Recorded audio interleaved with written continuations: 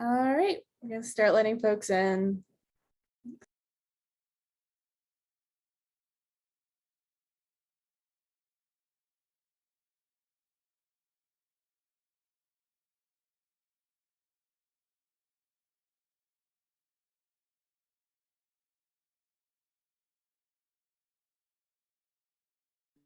Hi, everyone. Welcome to today's workshop on LC best practices with WICSA and MSA. We're just going to give everyone a second to join the Zoom room, and we're going to get started shortly.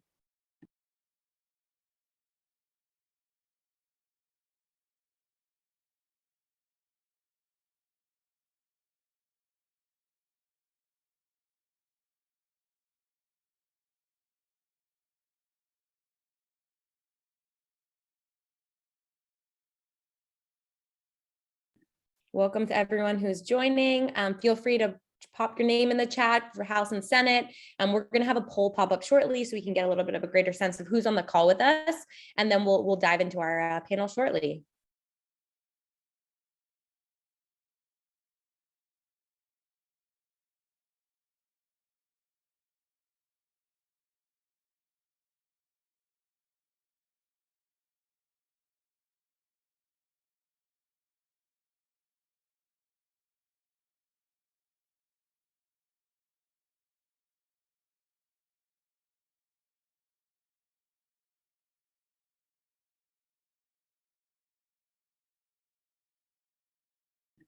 Thanks, Faith. If anyone else wants to put the House or Senate in the chat, that will be great. So we can get a sense of who's on the call with us and can kind of cater some of our questions to those of you. Great. Thanks so much, everyone. Welcome.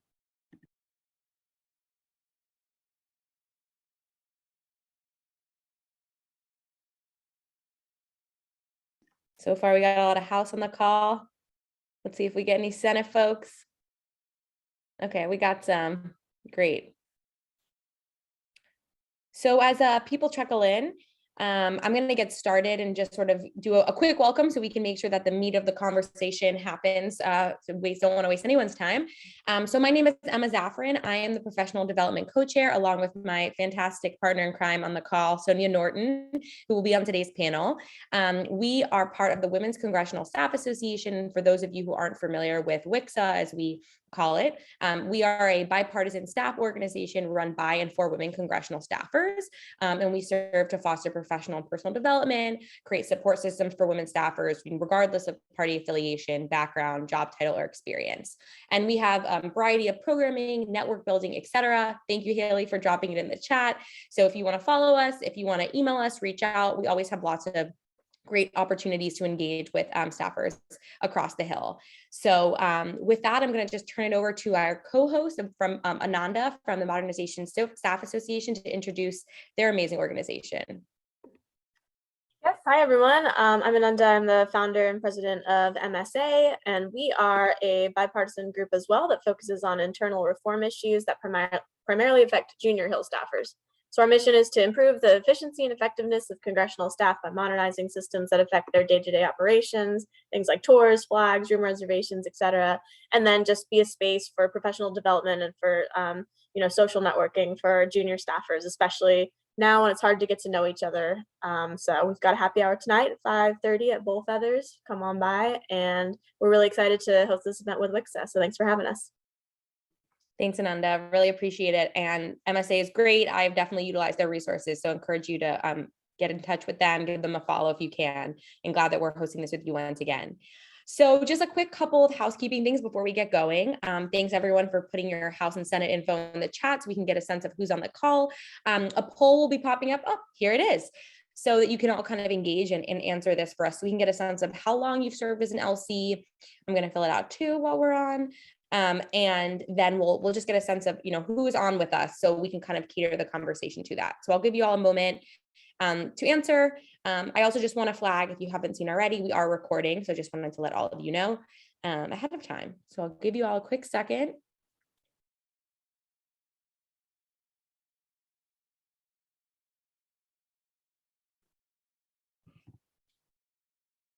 Great. And I'll give it another moment and leave it up. And with that, I'm also going to start the introduction of our amazing panelists. So today's event, again, it is an LC skills workshop. In my opinion, being an LC is often the most underappreciated, challenging roles in a congressional office. You are often, you're the voice of the member. You're sometimes the keeper of the issues, especially if you're from a freshman office, which I know Sonia will talk about. You're in charge of knowing where your member stands on many issues. You're managing deadlines and timing and keeping constituents happy, district office happy. So it's a really critical role in the office. And I think we're really going to get into some of the nitty-gritty today about what a successful program looks like. So I'm going to give our panelists an opportunity to sort of introduce themselves, share a bit about their experiences, and then we'll dive right into some Q&A. I also want to flag that we will do a Q&A for our audience at the end of the call. But if you have questions throughout the event, based off of what people are saying, please feel free to write your questions in the chat, and we'll keep note of those, and then we'll come back to them at the end of the call. Great. So it looks like I'm going to share the poll results. I think at this point, I think I'm the one in charge here. So if anyone's curious, we'll see what they are. Can you all see this? Okay, great. So just if we want to take a quick look, looks like we're about 67% House. And it looks like a little bit of a split, but most of us have been LC between 6 months and 1 year. Great. So interesting to know. So and we have some new folks who are looking to be an LC. Amazing. We'll definitely get to that as well. So great. I'm now going to introduce our panelists. So let's have our panels introduce themselves, share with everyone your current office or roles you may have had, the program that you use for correspondence, just so we get a sense of kind of your background. Again, flagging WICSA and MSA, we don't endorse any one company or organization that you might use for correspondence, but just so we have a sense of what you might be using. And maybe just for fun, a favorite tip about running the LC program, something that might be interesting that's been helpful to you. So Sonia, do you want to introduce yourself first? Sure. Hi, everyone. My name is Sonia Norton. I use she, her. And I first came to the Hill as a joint SALC for Congresswoman Jayapal and was there for about 1.5 years. Super busy, remember the before times, so feel very old on the Hill, but last year transitioned to Congressman Kahele's office from Hawaii and have served as his LC and Leg Aide for going on about 1 year now, but really excited to talk with you all today. I think my favorite LC advice that I kind of repeat a lot to our interns as I'm teaching the mail is recycling language. I definitely came into my first LC position thinking that I had to write every letter as like gorgeous prose, new, like couldn't copy anything. And as much as we do want them all to be gorgeous prose in our bosses' voices, like recycling language has been such a relief and makes the whole system work better. So that's my favorite advice that I tell everybody all the time. Awesome. Thank you, Sonia. I also think that was helpful for me a lot when I was managing the correspondence program. Okay, Anna, do you want to go next? Sure. Hi, everyone. I am Anna Owens. I'm the legislative correspondent on defense, veterans, and military issues for Senator Baldwin.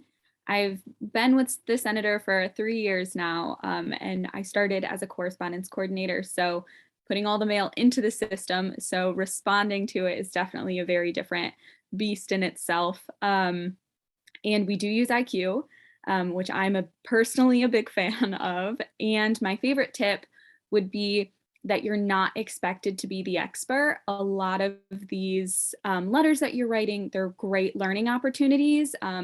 You're obviously, you know a lot because you've gotten this far, but I think just knowing who to contact and that there are resources available to help you find the most accurate information to send to constituents is just something that's really helpful, because you're learning too, I'm learning too, and we're all just trying to do what's best for our member. Thanks, Anna. That's great. Okay, Kelly, do you want to introduce yourself? Sure. Hello, everybody. My name is Kelly. I am currently with Congressman Don Young of Alaska. I am one of his legislative assistants, but I was previously with Senator Murkowski, and I was her LC Leg Aide for a good 2 years or so. And so I recently moved over, so I have some experience with the mail. I started off as a staff assistant, so I was able to kind of develop my way into understanding and learning how how our mail works. So I am a lot more familiar with the IQ system, even though our office here uses Fireside. I'm still honestly trying to get up to speed on that program, but I'm happy to answer any questions and look forward to the conversation. And my advice would be kind of similar to Sonia's is, don't reinvent the wheel, which I think is closely related to, looking forward to the recycled language, and also looking through the press releases or the videos or statements or like hearings your boss has been in. If there's like the short clips, if you have time, to kind of just listen to them so you get a better sense of the voice of your member, because sometimes they like to use certain words over others, and because at the end of the day, responding to the concern is one thing, but also responding in a way that is in your boss's voice is another thing we have to keep in mind too. So yeah, looking forward to the rest of the discussion. Thanks, Kelly. Ananda, do you want to introduce yourself? Sure. So yes, I was a LC with Congressman Seth Moulton for 2 years, and I'm now an LA with the House Modernization Committee.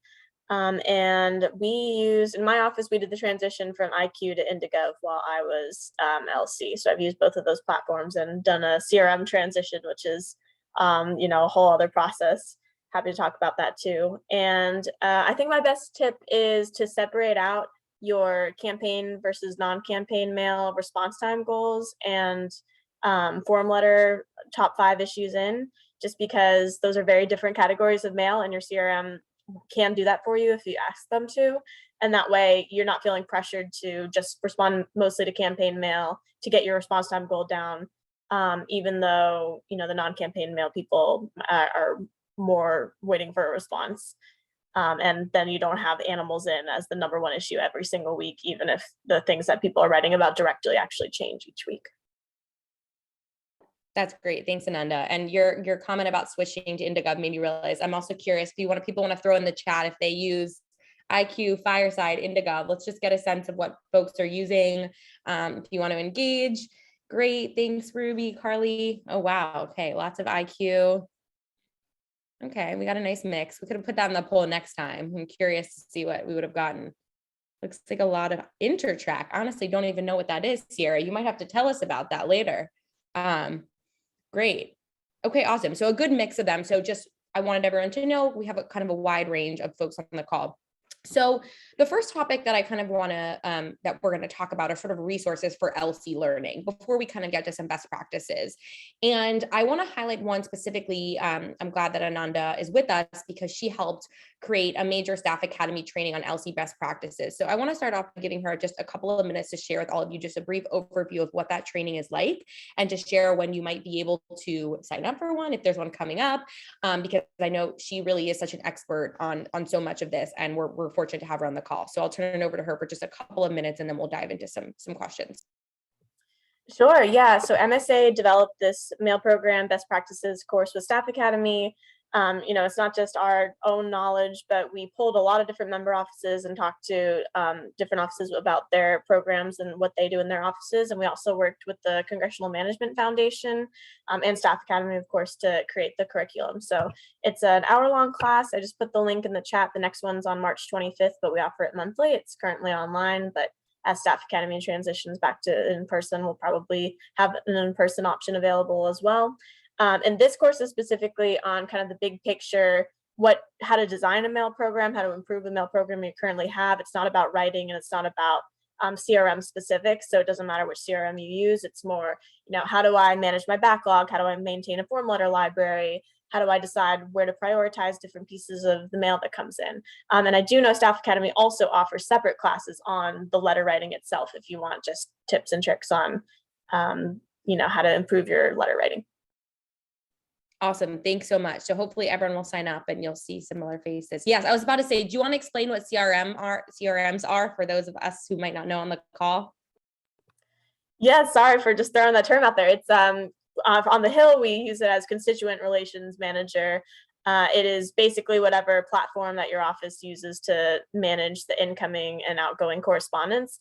Almost every office uses one, although through my teaching of this class, I found out there are some offices that truly just use an email inbox to get all of their messages in. Very rare, but I guess it does happen. So, but that's, IQ, Indigo, all of those are CRMs that we're talking about. Thanks so much. And thank you to the Senate folks. Clearly you can tell that I'm a House staffer at heart, since I had no idea what InterTrack was. So apologies, but good to know that I'm learning new things every day. Okay, great. So on the same topic of just resources for LC learning, obviously there's a whole host of things that people have done on their own. So if someone wants to kind of share a little bit of maybe some tools that you've utilized through your time as an LC, or other trainings you might have used, just if anyone has any tips like that, kind of as an overview to get us going, I'd love to hear from some folks. And if you don't, that's also okay. That's why we're doing this. I guess this is one of them. Yeah, absolutely. And I think as much as people can make use of letter libraries, that to me has been something that's incredibly helpful. Both the letter library, if you're at this point, we've all been in an office at least a year, or our bosses have at least a year of mail, hopefully. And so looking back at the letter library within your office, but also on the House side, at least for Democrats, we have something called DemCom, which I think is an underutilized resource where you can share letters that you're like proud of, or that work that you're able to share. And you can also look at letters from other offices and kind of get an idea for framing or for some of the language. Obviously, you still then tailor it to your boss, but it can be a really helpful place to start. And then again, like we were saying, recycle that language, like pull as much as you can from that. And having just that sort of guidance for me has been really helpful. Great. I guess I'm wondering if any of you ever had any pushback. I think, for members who've been around quite a bit, and I think most offices are okay with the recycling language, but I'm curious if anyone has had an experience, and maybe if you have, and you're not a panelist, feel free to put it in the chat, an experience where maybe you had something happen where you did utilize a similar language from a press release or from remarks, and you ran into some trouble, or it wasn't appreciated. How would you go about kind of managing that situation to be able to explain why, it's okay to recycle language, perhaps to a boss or to a fellow staff member who might, be confused about doing that? I mean, I'd say it depends on if you're talking about your own language. I'd say most offices really encourage you to do that and feel a lot better if you're, using the language that your comms team has already put together in press releases, et cetera. That's the way to do it.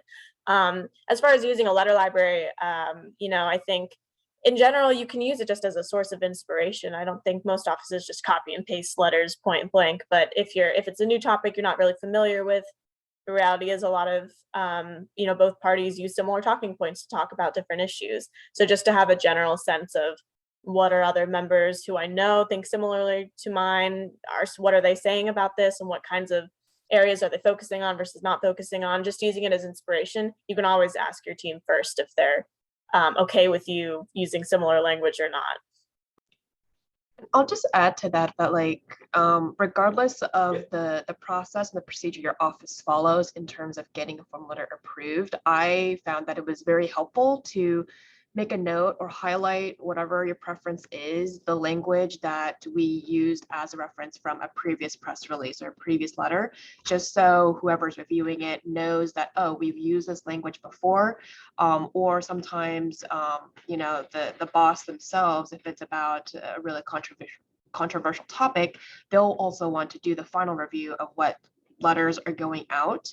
And so being able to ensure that they know which sections or which parts of the letter is language that has been used before has been super helpful for all the staffers that review that. So I'm just kind of getting a habit of doing that as well, or even just making a comment on the side or a note like, hey, this was from a press release, or hey, this was from a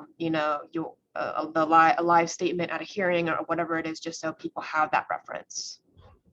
That's a great point, Kelly. I agree. I think being transparent and sharing with staff, I think it makes everyone's life easier. If you're like, hey, you've approved 90% of this language, just make sure you're good. Exactly. It just makes everyone's life easier. So, and I do think that, thanks, Ashley, for your comment in the chat. I agree. Sometimes you have to be careful of tone, right? A press release tone is not going to necessarily be the same kind of tone you're going to utilize in a constituent response. But I think, the meat of it will mostly stay the same. And I think it's just, using best judgment in those situations. So that's great. I I guess beyond kind of the letter library, just any other thoughts about resources you might be using, using letter libraries, whether it's through something like DEMCOM or through your own letter library in your office. Anything else folks have used? And again, feel free to drop it in the chat that you feel like has been a resource to you in your letter writing, other courses, etc. Anna? Hi, not necessarily courses, but I will say on the Senate side, or at least I know in our office, we have multiple LCs and a lot of issues cross over. So if I'm working on something with foreign affairs that has a health component, reaching out to our health LC and making sure I'm also matching the language that they use to describe health issues so that we're being consistent across all of our portfolios, not just mine, because I know a lot of different teams work differently. And so utilizing like just the knowledge base of other LCs has been really helpful. When I started, one of the first things I did is I looked at the LC with the best mail numbers and I was like, hey, best tips, what should I be doing? And that was really, really, really helpful because it's often really hard to get started, especially if you're in a backlog.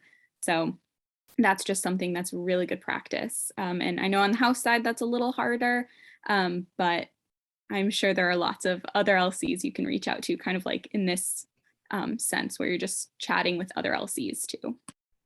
Absolutely, definitely want to second that. And I think like figuring out the members who have similar sort of mail constraints or messaging priorities as your boss. So like there's a freshman Democrats LC chat and like figuring out, are you a frontline office? Does your delegation, are you from California? And there's a bunch of great member resources there.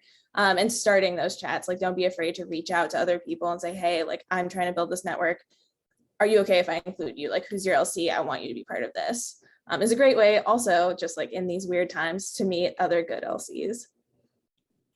I'll just add one more thing too, especially if it's about an issue that was more recent or that came out of the blue or it's a little bit more controversial. I found it very helpful to also reach out to your comms team because they also have the most closest and frequent access to the boss. And if they have like a second to be like, hey boss, we're getting a lot of mail recently about X issue, like, do you have any thoughts? Sometimes they'll have some content and language to be able to share with us in terms of being able to figure out how we want to go about a certain issue. So comms team, whether it's, their own file of previous content that they have put out, their press releases or other materials, they are also super useful in trying to get some of the boss's thoughts and positions. Great. That's a great point, Kelly. Definitely. I think sometimes as an LLC, you sometimes feel like you're this own island. I should say on the House side, because I think Anna's point is great, obviously on the Senate side, but you're obviously attached to all these other teams, but everyone has their own structure, which we'll talk about in a bit of how letters get approved. And it's sort of a bit different and you kind of touch a lot of people's responsibilities, whether it's comms or your LD or even getting your member involved. So it's really critical to kind of think strategically about how to be what's useful to you and also then what's helpful in the approval process for everyone else. And I just want to reiterate again, building that strong LC network, as everyone said, is absolutely hugely important. Feel free, there's lots of amazing LCs in this chat. If people want to drop their email in the chat if they feel comfortable and want to create a chat, or you want to reach out to someone, feel free to do that. I'm sure that I've in previous LC, I'm sure I can speak for most of the panelists here that they would be willing to email or do a coffee as well and share some of their experiences. So don't feel free, and I feel like in COVID it's been so strange, but to do a virtual check-in or ask questions and just see what people have done, because there's a lot of us who've obviously been through this or are currently going through it, and we don't have to do it alone, especially when we get to roadblocks. So great. Thanks, everyone. So we're going to dive into kind of some of the nitty gritty about structuring mail programs and mail portfolios, which I think is really sometimes the most challenging, daunting. I know when I arrived in my current office as an LC, there was such a huge backlog. I didn't know where to begin. It was very overwhelming. So I want to ask some of our panelists, let's talk about your program, kind of run me through your approval process. How do you determine when you need a new batch and letter? And then how do you go from there? Because everyone has a different process. So who wants to go first? We might need to hear from everyone on this one, because I think it's just so key.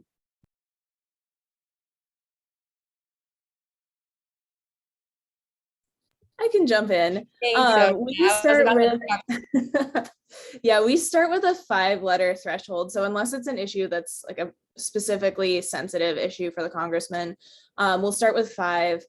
Once it hits that, it'll get a letter. And I am in charge of the first draft as DLC, whether that means I delegate it to the interns or to fellows, then it comes to me and I'm responsible for those edits or for just writing it myself. And then it'll go up to our LD, up to our chief, and most letters will still go to the member because he is a freshman.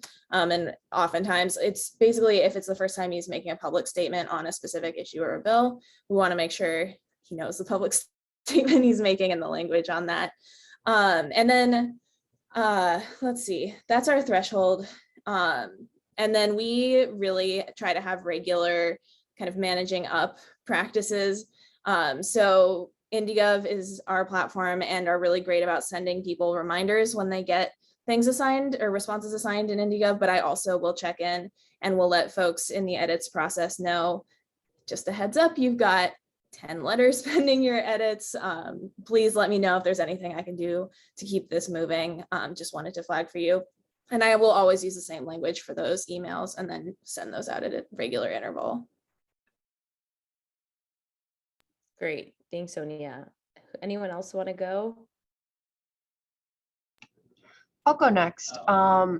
So most of the letters that I have written, which is again most of my time in the Senate with Senator Murkowski, usually I think the process is similar to what Sonia has outlined, and our LD was the person that really pretty much determined whether that form letter would go to the boss. And usually those letters would only be for the super sensitive or controversial topics. And I think you'll see that is the case for the members that have been in Congress for a good while.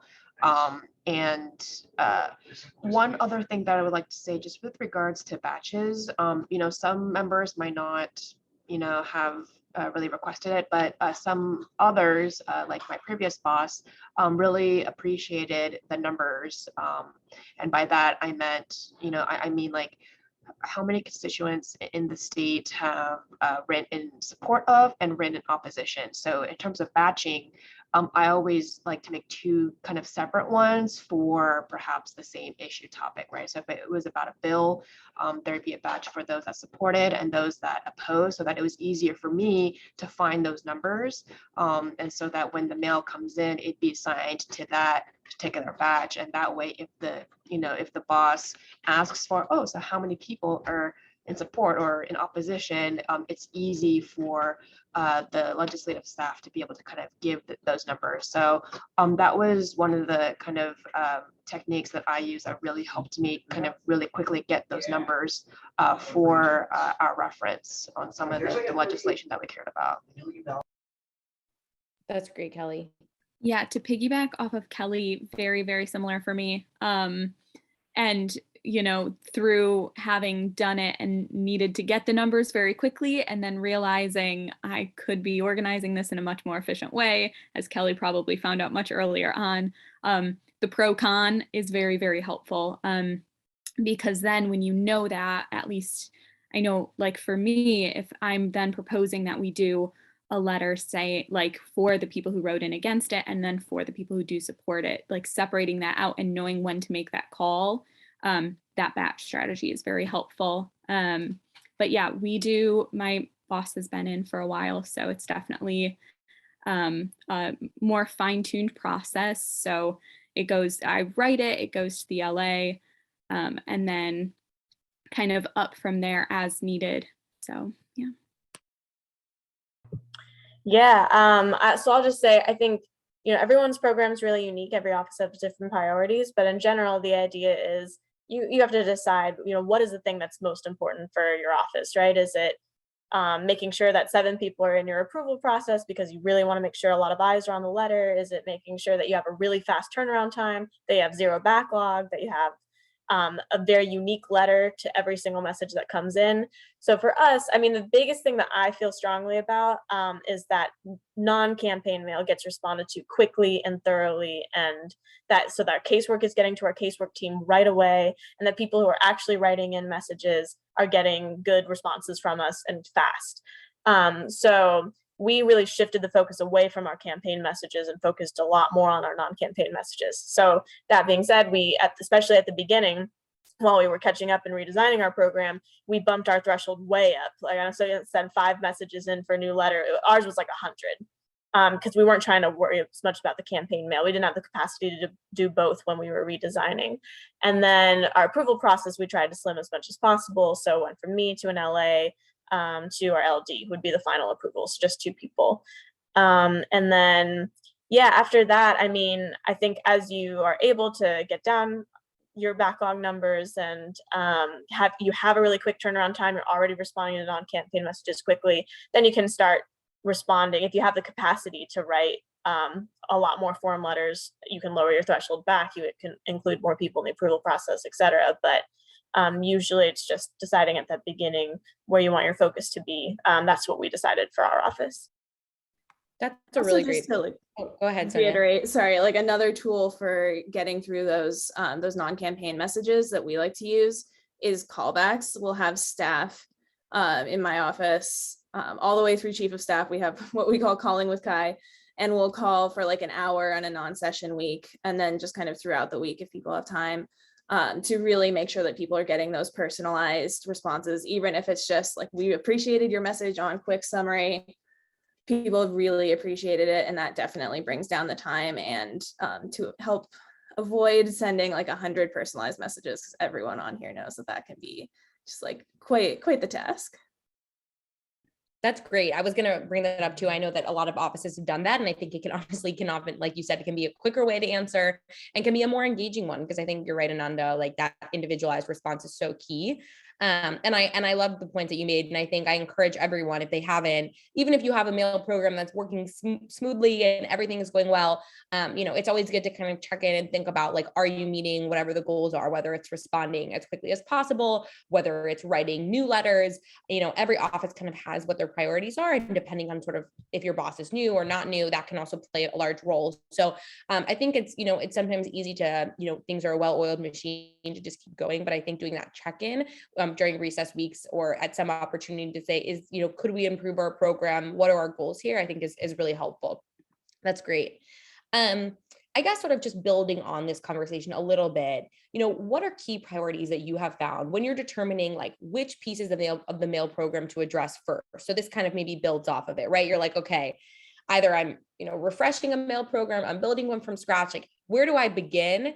And, what's the priority? There might be, again, a determination based off of whatever office you're in, but, how should you figure out what to respond to first? What issues are really critical? And maybe it's just a communication that you're having with your office, but how do you go about that? So you can ask your CRM to give you your own personal statistics, but for most offices, fewer than 50% of people who send you an email will click on the email that you send them back.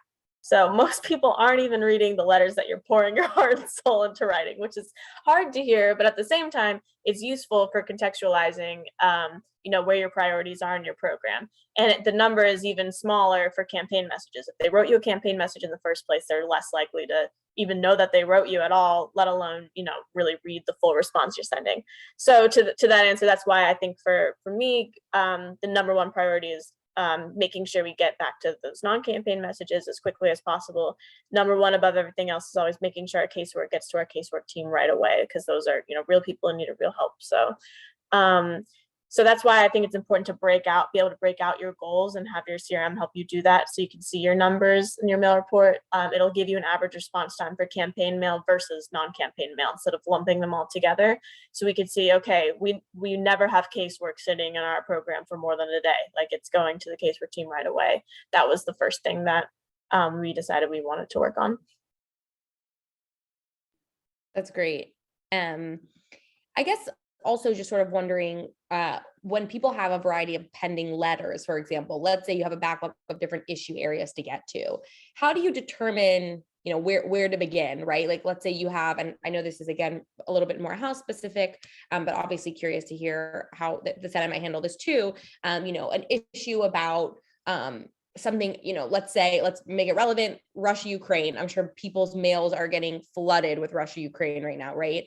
So how do you determine we have to deal with this, which is immediate, and we also have this, pending COVID letter that we've been waiting to kind of get to, but you haven't been able to, and you were waiting for the recess to do, and now you can't. How do you determine, what you should jump to first? And is it a conversation you might have with senior staff, for example?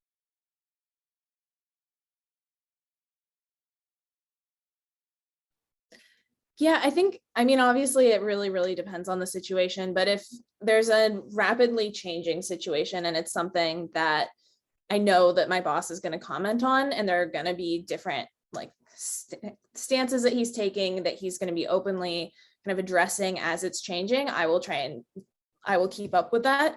And my letters will reflect that, and I'll push it through. And I always will let also the people in the edits process know, this is my strategy. This is why I'm planning to do 3 or 4 iterations of this letter over the next however long that this situation goes, so that they know that's coming. They know to prioritize that as well. But if there's something that's rapidly changing that I know my boss is not likely to take a big stance on, or that's going to be okay to wait until it's settled down a little bit, I will make sure to let it settle down a little bit, so that I'm not sending a bunch of drafts into the ether that don't get looked at in time for that situation before it changes. And then I also am a big fan of the beautiful little animal letters, like the kind of particular but easier letters to draft, because sometimes when there are all of these big, huge things happening, it can get really heavy and it can get research intensive, and having some of those letters to fill in between and saying, okay, I'm going to just do this one that I can knock out in half an hour and send it up, keep it moving, getting people responses, but giving myself that break in that space too has been really helpful. That's great. And I like that idea. The mental health piece, that is key. I remember thoroughly, you're doing so much research, and sometimes it's stressful, right? And sometimes the letters, and you just need a moment, and writing about the Big Cat Act is just exactly what you need to do. So I understand. So just pivoting a little bit to specifically talking about kind of rehabilitating a program. And then Sonia, will kind of turn to you to just briefly walk us through setting up an LC program in a freshman office, since you have that experience.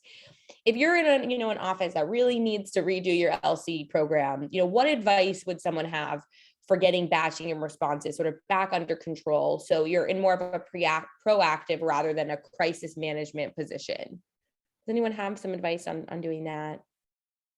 And feel free to put some advice. If any of you have some of this itself, put it in the chat. We're not the only ones here with experience. So one of the things that I've observed working in an office that, has been, I think, in the media for a good bit, we received a lot of mail every single day. It took quite a while for us to log in the voicemails that came in. And, having only 1 or 2 people that are designated to reassign the mail coming in online, sometimes it takes them days before we get reassigned mail to us that they sent in like a few days ago, because there's just so much. The volume is so big that it's hard to be able to get to all of the single pieces of mail and assign them accordingly. So I think it's going to be important for offices and for those that have an opportunity to kind of revamp this mail program, is like, how can you guys best utilize the time, like whether it's setting aside a whole day, a certain hour, a couple hours throughout the day, throughout the week, to focus on a singular task that addresses key parts of the mail program. So the first being assigning the mail, right? Ensuring that there is no backlog on the director side or whoever is in charge of reassigning the mail, making sure that they're not falling behind. And then following up with, okay, then there should be times for the LCs and the ledge aides to figure out how and when and how often they're going to batch, so that they're not, bogged down with all of these individual pieces of mail that you don't know if they're individuals or if they're, belonging to a certain batch. So I think time management for those key components of a mail program is going to be super important to figure out. amongst your team. So in the Senate office, there could be multiple people working on this. On the House side, it could be that one person, right? So it's like, how do you time manage to complete all these tasks, right? Because writing the letters and getting them approved is one thing, but like, making sure the staff are aware of what issues and what topics of discussion are coming in, that's a whole nother part that we have to, be mindful of as well. Yeah, and I think just another comment on that is that if you're noticing that in your mail, it's definitely a conversation to have. I know in Senate offices and I think in House offices too, like you're not the boss. There's definitely someone above you who's also in charge of the mail, who's editing mail. So if you're noticing something like a backlog or like that you're having trouble managing what's coming in and batching it in time, things like that, definitely flag it up and kind of help make a plan with them, or present your plan to manage it to them and kind of talk about it. Because most offices, besides when you're a new office, like they've dealt with backlogs before, because big events tend to keep happening the past couple of years where we get massive amounts of mail. So there's probably already a process in place to help you with this. And just I would flag it for people so they know what's happening and they can also kind of set their expectations accordingly. So if you're, working through that backlog, maybe letting your LA know or the person who edits your mail, like, hey, a lot of letters are going to be coming your way. I'm really trying to dig out. If you could also set some time aside to go through and edit these letters. So it's also kind of speeding up the approval process because it's not always possible for everyone to be on top of their game in the most efficient manner because there are lots of other things happening, but just having awareness for the people who are a part of the process so they know what situation you're in and you can work together on it. Yeah, I'll also say that's great advice. And my biggest pet peeve with the backlog is I strongly believe every single person who writes in personally should get an email back, and that should be a number one priority for any mail program. But campaign messages, again, feel a little bit differently about it just because it's a lot of times those people don't even know that they've written you, right? They're clicking on something on Facebook and then sometimes they're even mad. They're like, why did you write me? I'm like, you wrote me. They're like, no, I didn't. Like, I don't know if you've had that happen before.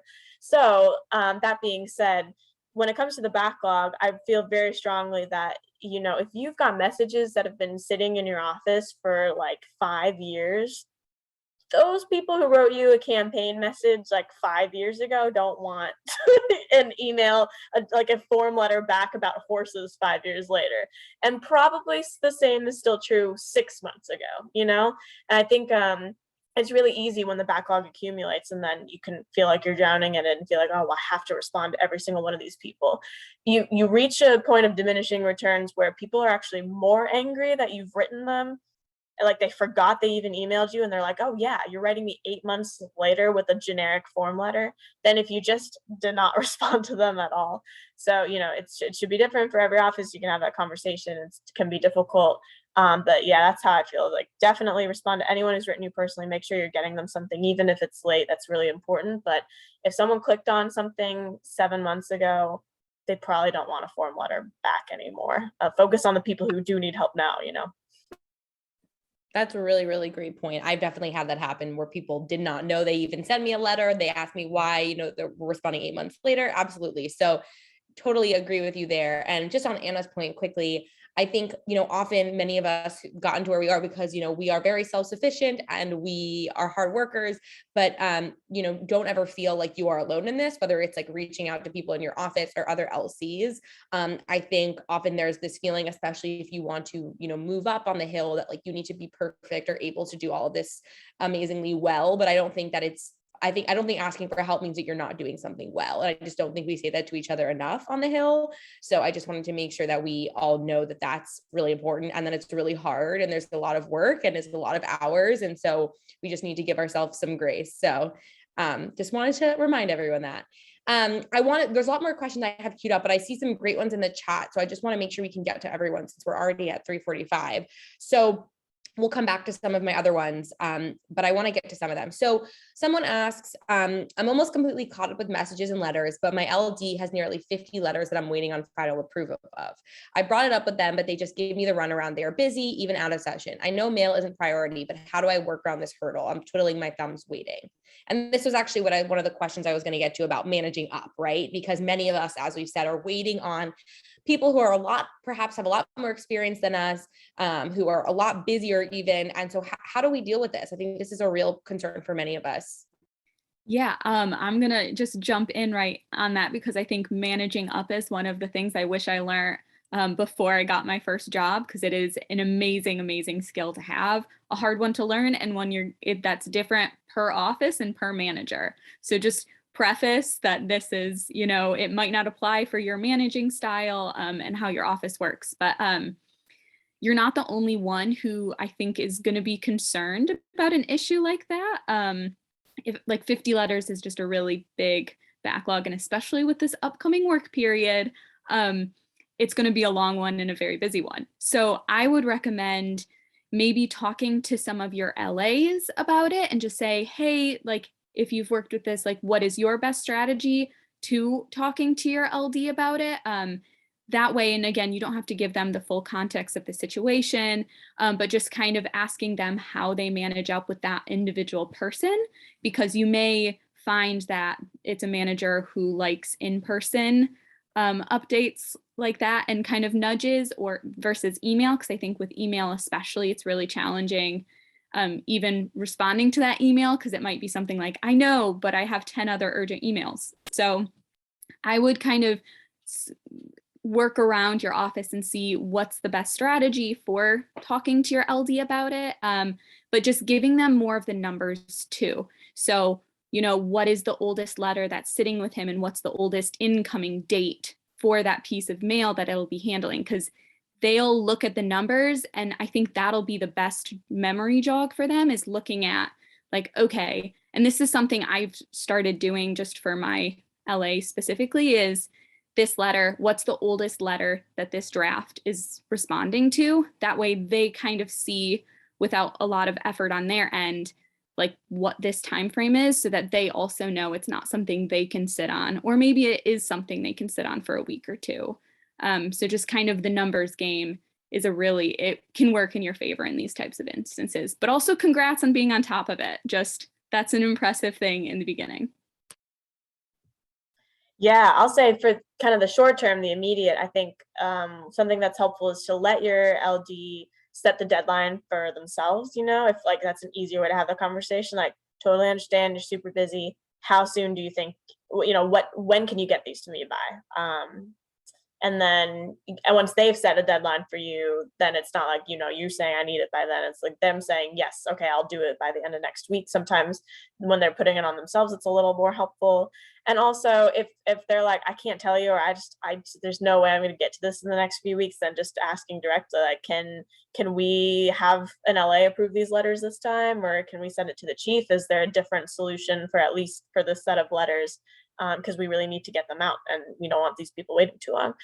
I think a little more long term, it's a huge issue, and one of the things I think is really helpful, because it is difficult to be, the junior staffer without any kind of say or pressure you're able to give up to your senior staff, is to have a system of accountability where the entire office, even the member, is aware of what's going on. So I encourage people to, at your mail report at the end of the week or every other week, work with your team ahead of time, let them know in the next 3 weeks we're rolling this out, it's coming, but start calling people out directly, like, here's all of the messages we've got in, also here's all the batches that are waiting on letters that I haven't written yet, and here's like who has letters waiting and how long have they been there.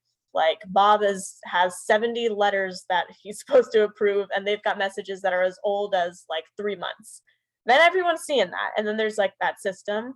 And once, it's not just useful for holding people accountable in the moment, but it's also useful if you want to reevaluate as a team moving forward whether the system's working. If you can then go back in a month and say, clearly, like, the LAs are too busy to handle as many letters as we're sending to them. Maybe we either need to have fewer people in the approval process, or allow different people to approve letters, Or maybe the answer is we need to change our threshold for form letters. Instead of every 5 that come in, every 10, every 50, every 100, because we're writing too many letters. We physically can't do this. We're not meeting our goals.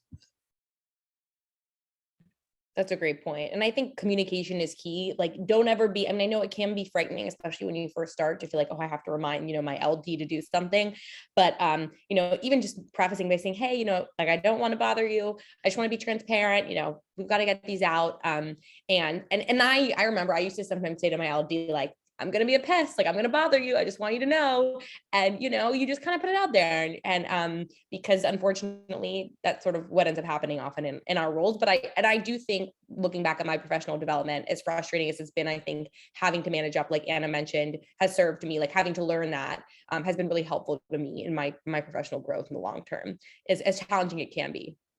So I want to turn to just a quick question someone had, I think, Ananda, because you were talking about this, about when you say campaign mail, can you explain to people just really quickly campaign versus individual? Because we take that for granted, but I think, and anyone else can jump in too. Yeah, the campaign mail is any message that's not being sent to you directly by someone. So it's going through an outside group or advocacy organization, et cetera. So a constituent scrolling through Facebook, they see a link that says, click here to write your congressman. They click it, it sends you a letter and you get 50 of identical messages. Or same thing, they get an email from an advocacy group and then it's sent to you.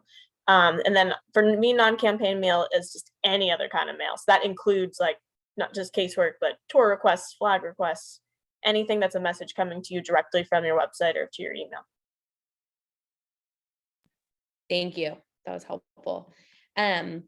So another question someone asked, which I think is really great, is can someone talk about balancing duties that come with being a staff assistant / LC, or perhaps it's as well, also maybe an LC / leg aid. I think, it can be really challenging and there's a lot of expectations there. So if someone wants to share a little bit about that, would be great. I think a big part of it is managing expectations for yourself also. Like, obviously we want to do the best that we can, but these are 2-person jobs that are combined into one person. And that is okay, but like, it's not going to be the same sort of, like, you're not going to be able to necessarily write the letter immediately when it comes in, and that is okay. And sometimes, like, I think it's really important to remember that. And then also just like finding, for me, the moments when the rest of the team is busy, when as a junior staffer, I have a little bit of space when they're not going to send me, can you move my monitor? Can you figure out where the flags office is? Like, oh my gosh, how do I get to this place in the Capitol? And I can just instead sit down and do mail uninterrupted is really important. So in my previous office, that was before everybody else came in the morning, because people tended to stay really late and come in a little bit later. So if I got there with the interns bright and early, I'm doing mail before people are interrupting. And then just like making the most of your resources, making sure that you're leaning on the people who are there to support you. So ask your questions of LAs, ask the interns to help you draft, like invest in that training so that you can make the most of the resources available to you, because these are big asks of people. I'll just chime in real quickly. I don't know how common it is to have like double titles in the Senate. I know, at least, in my personal experience, I started like one step at a time. So I was a staff assistant.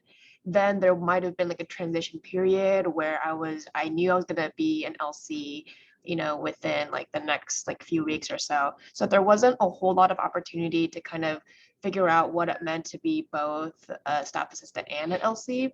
But I think, whatever your primary duties are, like that's where your responsibility should be at, right? If you're not quite a full LC yet, I think it's silly to think that the staff will be harsh on you because you're not doing enough, quote unquote, of your LC duties. Especially for smaller offices, I think the House too. I think in general, there's this kind of all hands on deck environment. Like, we understand, right? All of our respective positions have a ton of different responsibilities and duties. And, as Sonia said, it's about managing expectations, and like just communicating, right? Hey, this week might be like letter writing heavy, or this week I have a whole bunch of like tours that I have to do. This was pre-COVID, of course. But just communicating, like, when you have the chance and when you have a faint idea of what your week or what your day might look like, it's about communication. And I think as long as you do your due diligence to the responsibilities that, fall onto your lap, like you'll do all right. And I think a lot of it too is we put a lot of pressure on ourselves. We put ourselves to the highest and strictest standards. And sometimes that's the biggest thing that bogs us down when the people around us are supportive and want to be supportive. That's a great point, Kelly. And I think both of what you said about the strategic, kind of like the time management piece is so key. And I've seen it happen, in staff assistants in my office who ended up taking over the correspondence program for me, is that he was just super strategic about, like you said, taking those 2 hours, writing those letters, telling me when he was going to do that, making the time. And again, yeah, it is 2 jobs, and people need to be cognizant of that. And I think the more we talk about it, hopefully the more that people will be, because, it shouldn't be the norm that you're, a superhuman who can just do all the things within the hours of the day. So that's really helpful. I want to close us out with a question that I think, was also something that I wanted to get to, which is a little bit of kind of like moving up as an LC, professional development, et cetera, that someone asked. So they asked, any advice for showing senior staff or talking to them about taking on more responsibility once you think your mail program or your work is in a pretty good place? And I just also want to add on to that, like, again, how maybe personal experiences you've all had of going to your managers or your LDs and asking of how you can kind of move up and take on a new role. I think this is really huge for a lot of folks on the call. So I'll give you all a chance to answer, and then we'll do a quick closeout and we'll let everyone go back to their days. I can speak to that a little bit. So when I was promoted to Ledge Aid, in that conversation, I told my chief in the LD that I was interested in also helping out with a number of other issues that wasn't originally in my portfolio. So, it'll be different for each person's circumstance in each office. But at the time, for me, mail was a significant issue that our whole office had to address and work together on. And, and my angle was I want to, be more active and take a bigger part of our mail numbers. And I'm happy to help with that and happy to assist with that. Would you consider allowing me to help and assist with additional issues outside of the ones that I'm already assisting with? And that's kind of how I framed that conversation in conjunction with my kind of official request to be promoted to Ledge Aid. But I think, as long as you are able to have those open lines of communication with your LA, as well as, the LD, and like just letting them know, hey, I'm interested in these certain issues. Perhaps the end goal for you guys is to work on the policy side of things, which is fine. But, at the end of the day, sometimes it's the reality that you need to take, baby steps, that there's perhaps no one big step you can take to achieve that goal. You might need to be a little bit more flexible. And I think one of the ways to be able to be a little bit more flexible is to, offer to take on more responsibility on the mail side of things, or on other things that, might help lead to getting you on the policy side. But if there's, interest areas that you aren't already working on that you would like to help with in the office, showing that initiative, be proactive about it. There's no way the office can fault you for, offering to help take on more of the responsibility that the office needs to, kind of take care of as they're corresponding with the constituents. So. And I think also being ready to, come to them with how it's going to help the office, and like show them your mail numbers, that you have done your job, that you have it down lock, and you have the capacity to then take these on. And I think also, like, in addition to like what you're interested in, also taking a strategic look at what's going to help someone if there's an LA who's particularly busy, but they have animal welfare, or they have one of these issues that is a little bit generally smaller in terms of the legislative work that you would have to do, that you could take off someone's plate to help them, to help the leg team capacity, and to have management over an issue area so that you can grow and show that experience can be really helpful. Yeah, and I'll try and super sneakily quick this in because I know we're on the time and I'm a long-winded person naturally. But I say there are like 3 ways to do this. Do a absolutely fantastic job at your job, not just the job, not just a good job, do an amazing job at your current role. That's going to be amazing because then they don't have to worry about it. They know they can trust you with things. 2, kind of informally, like let people know what you're interested in. I told people, I think from like day 1 that I was interested in foreign affairs, but also like talking to the foreign affairs staffer about recent things that are happening in the news, kind of like letting them know that you're already doing part of like your job and paying attention to that space, because that's going to help you when it comes to like interview for it or just in accepting small duties. And then 3rd is kind of just in a formal setting, asking people saying, hey, this is something small I'd like to take over, or this is something I think I can contribute to this role to kind of make it easier, but without taking away from my current duties, so that you're kind of doing it on all fronts, not just asking and not having anything to show for it, but kind of really demonstrating through your work and your attitude that you are ready for it. Because I think that's probably something that would be most managers would be nervous, is that you might not be ready for something, or that they're going to have to teach you a lot of it in order for you to do it. Great. Thank you, Anna. That was great. Okay, so to close us out, I think it would be good. Well, firstly, just want to say thank you to everyone. I know there were a lot more questions that we could have gotten to. So we're going to record this and share this. We're going to get back to the folks who had questions we weren't able to get to. And please reach out to all of us on the call. Happy to have further conversations. Glad that everyone was engaging in the chat. There's obviously lots more to get into here. But just to close us out, I think it would be really nice if everyone could just say really quickly, what is one thing you wish more people appreciated about LCs? Because again, I want to get back to that. We need some LC love for all of us on the call. So just everyone share a quick sentiment maybe, and then we'll say goodbye. Yeah, thanks everyone. I just think it's one of the hardest jobs on the Hill, it's so much work. Writing letters takes forever. And there's just so much mail. Like the sheer volume of mail is completely unprecedented, especially during COVID. And CMF has a lot of data about just how even over the last 5-10 years, like the volume of mail is not like what it used to be, so there's just a lot of it. It's a lot of hours. It's tedious. It's hard.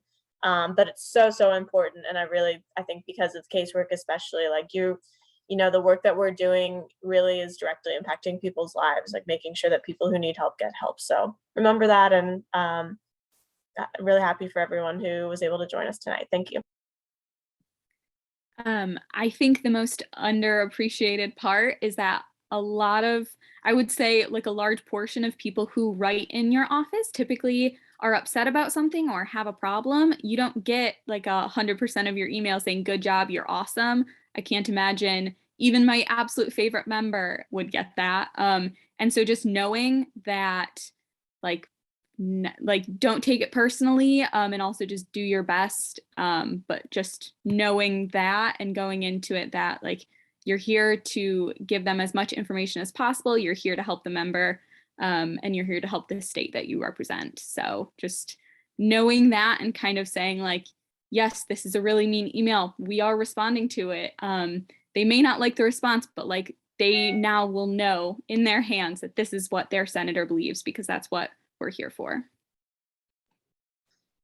Yeah, and this might not be a statement that everybody, may agree with, but I personally feel that, after the members themselves, in terms of the staff on the DC team, LCs and the ones that do the writing and do the correspondence are pretty much the folks that constituents have a direct kind of relationship and response with. So, they can talk to the member, they can, establish those communications.